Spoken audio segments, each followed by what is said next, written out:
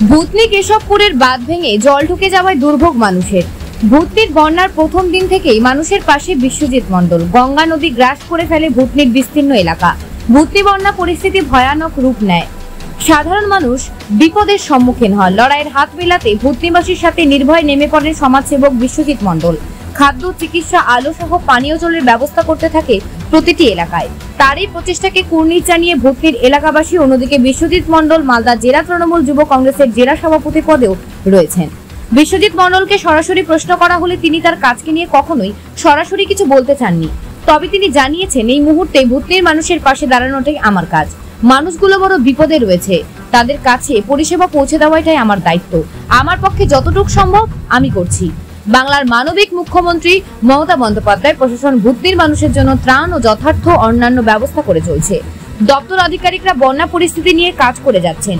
আমি ব্যক্তিগতভাবে প্রতিটি এলাকার প্রতিদিনই সময় দেওয়ার চেষ্টা করছি। বন্যা দুর্গতদের মানুষের সমস্যার সমাধান করার চেষ্টা করছি। আমি ভূতনির মানুষের পাশে, আমি ভবিষ্যতেও থাকবো।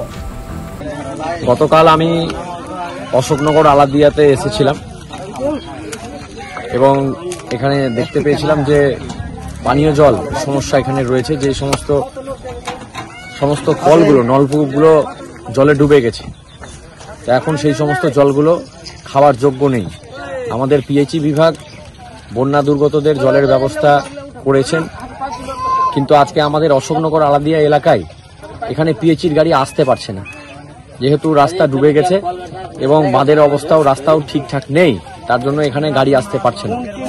আমি এলাকাবাসীর কাছে আমি কথা দিয়েছিলাম যে আজকে যেমন করেই হোক, যে কালকে আমি এখানে এসে জল তাদেরকে তুলে দেব।